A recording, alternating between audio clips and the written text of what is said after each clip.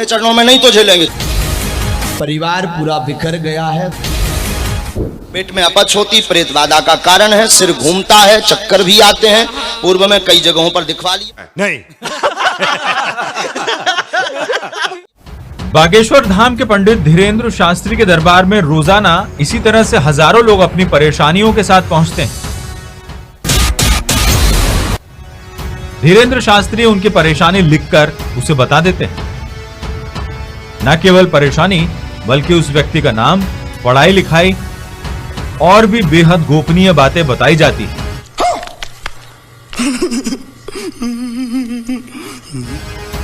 जो केवल उस शख्स को पता होती है। एक अनजान व्यक्ति के बारे में बताना यह उस व्यक्ति को भी हैरान करता है और दरबार में आए लोगों को भी। कौन है ये लोग? कहां से आते हैं? लोग इसे चमत्कार ही मानते हैं। माता जी का शरीर शून्यपन है, लकवा की शिकायत है 2018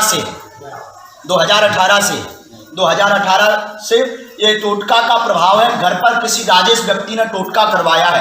मरना तेरे को डर नहीं लगता? मरना तेरे को डर नहीं लगता? इस कारण से पूरे घर में परेशानी बनी हुई है। हनुमान जी कृपा करेंगे, आराम माता जी को लगेगा। आशीर्वाद। बागेश्वर धाम छतरपुर के गढ़ा गांव में धीरेन्द्र शास्त्री के दादा भी बालाजी हनुमान मंदिर के पास दिव्य दरबार लगाते थे और उन्हीं की देखा देखी धीरेन्द्र शास्त्री ने यह काम शुरू किया। इस दरबार को सोशल मीडिया पर पोस्ट किया जाने लगा और धीरे धीरे सोशल मीडिया के जरिए बागेश्वर धाम के धीरेन्द्र शास्त्री लोकप्रिय हो गए। अरे सुधरो रे, अभी तो सुधर जाओ। धीरेन्द्र शास्त्री के पास सैकड़ों लोग समस्या लेकर आते थे। बाद में संख्या हजारों तक जा पहुंची। इसके बाद धीरेन्द्र शास्त्री ने दूसरे शहरों में जाकर दिव्य दरबार लगाना शुरू कर दिया। पैसा ही पैसा हो गया, पैसा ही पैसा हो गया। शास्त्री अब राम कथा भी कहने लगे और इसी कथा के दौरान पिछले दिनों उन्होंने बुलडोजर वाला विवादित बयान दिया था, जिसके बाद वो विवादों में घिरे। हालांकि शास्त्री ने इसके बाद सफाई भी दी। कंट्रोल। धीरेन्द्र शास्त्री हाल ही में लंदन की यात्रा कर वापस लौटे हैं और अब 22 जून को भोपाल में भी उनकी रामकथा होने वाली है। भाई साहब कुछ ज्यादा नहीं हो गया? घर घर से जरूर पहुंचना। इंदौर, भोपाल, सागर, आसपास के जितने बागेश्वर धाम के पागल हैं, बड़े झूम करके हम आप सबको कथा सुनाएंगे। अरे कहना क्या चाहते हो? बहरहाल ये तो बात हुई धीरेन्द्र शास्त्री की, लेकिन धीरेन्द्र शास्त्री जिस तरह से पर्चे पर लिखकर लोगों की समस्याएं बताते हैं, ऐसा ही कुछ पंडोखर सरकार कई वर्षों से कर रहे हैं। भिंड जिले के रहने वाले पंडोखर सरकार यानी गुरशरण महाराज का भी दरबार लगता है। अभी नहीं चलेगा, अभी नहीं चलेगा।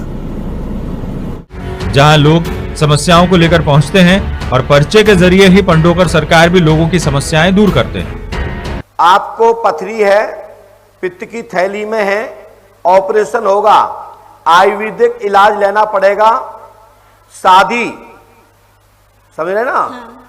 आदित्य कुमार गुप्ता, पिता का नाम ओम प्रकाश पुत्र से आपकी शादी नहीं होगी, आपका लव है, सो गलत है। सचिन सेन से आपका लव है, इससे भी शादी नहीं होगी। क्या सीन है? वाह क्या सीन है!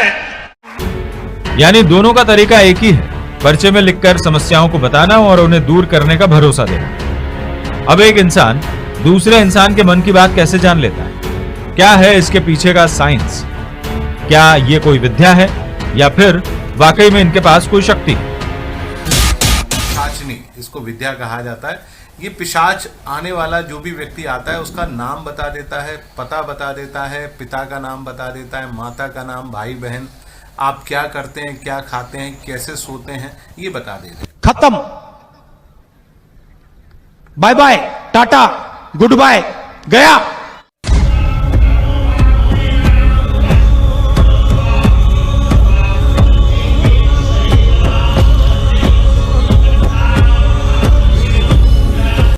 जी हां, कर्ण पिशाचनी विद्या। क्या बागेश्वर धाम के धीरेन्द्र शास्त्री के पास यही विद्या है जिसके जरिए वो लोगों के मन की बात जानते हैं? बेटे मौज कर दी, मौज कर दी वाह बेटे वाह। क्या धीरेन्द्र शास्त्री ने भी किसी प्रेत आत्मा को अपने कब्जे में कर रखा है? ये सवाल इसीलिए उठ रहे हैं क्योंकि पिछले दिनों पंडोकर सरकार, जो कि धीरेन्द्र शास्त्री की तरह ही पर्ची पर लिखकर लोगों की समस्याएं बताते हैं, उनके दरबार में धीरेन्द्र शास्त्री के ताऊ और उनके चचेरे भाई पहुंचे थे। तब पंडोकर सरकार ने खुद सार्वजनिक तौर पर खुलासा किया कि धीरेन्द्र शास्त्री ने काशी के किसी संत की आत्मा को अपने पास रखा है। मरना तेरे को डर नहीं लगता? मरना तेरे को डर नहीं लगता? बागेश्वर जी महाराज जब जन्मे ही नहीं होंगे तब से इनके ऊपर कृपा है और आपके ऊपर है जी है, तो रही है। इस समय महाराज जी भी पर्चा बनाते हैं, दरबार चलाते हैं, तो दोनों में फर्क क्या है?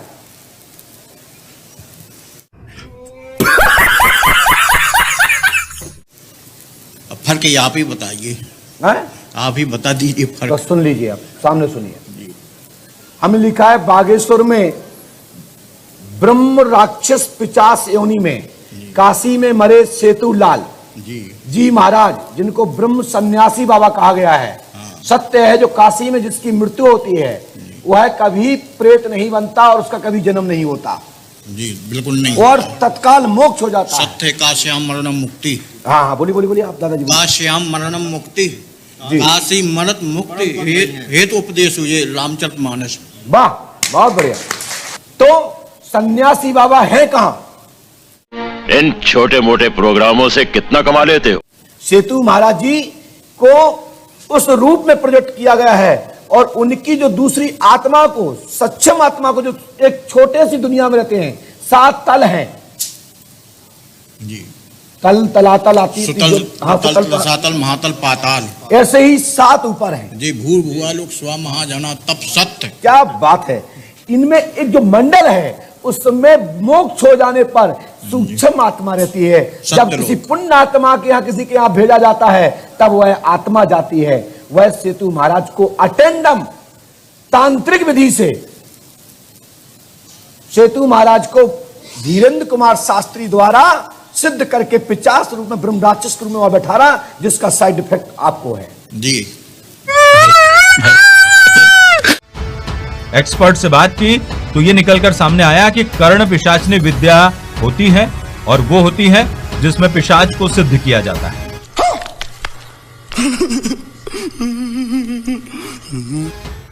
कुछ मंत्र होते हैं, अघोर साधना के मंत्र होते हैं, जिन मंत्रों को आप जपना प्रारंभ करिए तो वो पिशाच आने वाले 11 दिनों के अंदर आपके सम्मुख प्रकट हो जाएगा। तरह तरह से आपको कष्ट देगा। आप यदि कष्ट सह सकते हैं, आप चाहते हैं कि हम जीवन में वो हमारे साथ रहे, तो आप उन कष्टों को थोड़ा सा सहन करिए। 1 से सवा महीने की ये विद्या होती है और फिर यह आत्मा या पिशाच पूरे समय आपके साथ रहता है।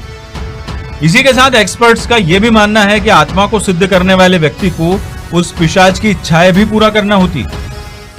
यदि वो पिशाच पुरुष है तो पुरुष रूपी बहुत सारी चीजों की वो डिमांड करता है। यदि वो शराब पीता होगा तो शराब भी आपको पिलवाएगा। तरह तरह के जो ऐसे कृत्य हैं जिनको सार्वजनिक रूप से नहीं किया जा सकता, तो वो पिशाच मनुष्य के रूप में आपसे वो कराता है। यदि वो महिला पिशाच आ गई तो वो तरह तरह की क्रियाएं आपसे कराएगी। बहुत सारे भोग जिनको हम नहीं कह सकते, वो उस तरीके के भोग वो कराती हैं।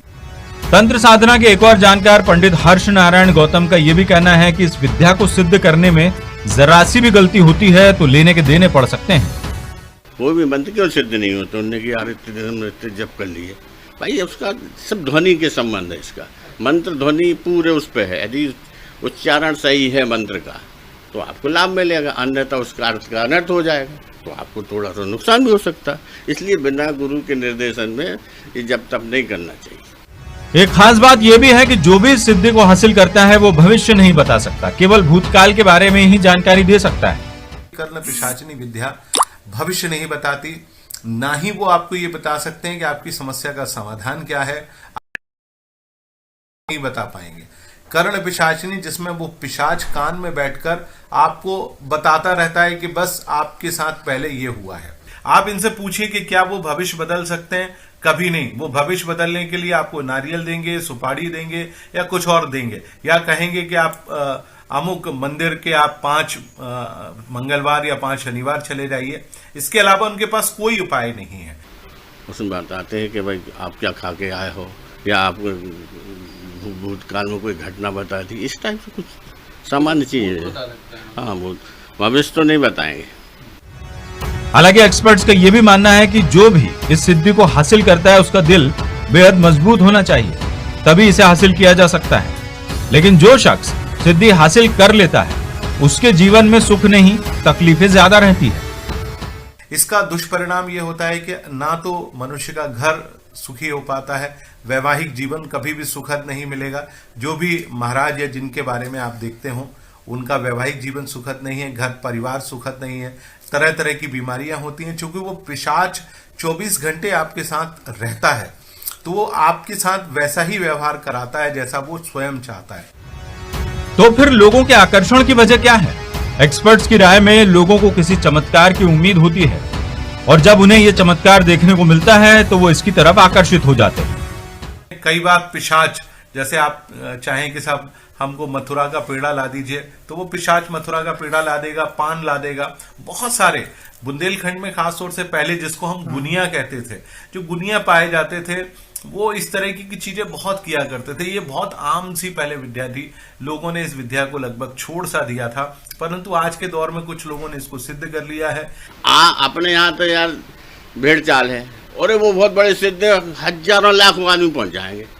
अब क्या सिद्ध है, क्या उनने आपके सामने कुछ करके बताया कि हमने इतने साल तो क्या वाकई में बागेश्वर धाम के धीरेन्द्र शास्त्री के पास यही विद्या है, जैसा पंडोखर सरकार ने कहा कि काशी के संत की आत्मा को काबू में किया हुआ है? क्या इन्हीं संत की आत्मा बागेश्वर धाम के धीरेन्द्र शास्त्री को एक अनजान व्यक्ति की सारे परेशानियां बता देती है? अब सच्चाई जो भी हो, धीरेन्द्र शास्त्री बेहतर बता सकते हैं। लेकिन एक्सपर्ट्स की राय में आत्माओं को काबू में कर इस तरह की सिद्धि हासिल की जा सकती है, लेकिन ये तरीका गलत है और ये केवल तात्कालिक लाभ के लिए होता है। पढ़ाई लिखाई में ध्यान लगाओ, IAS बनो और देश को संभालो।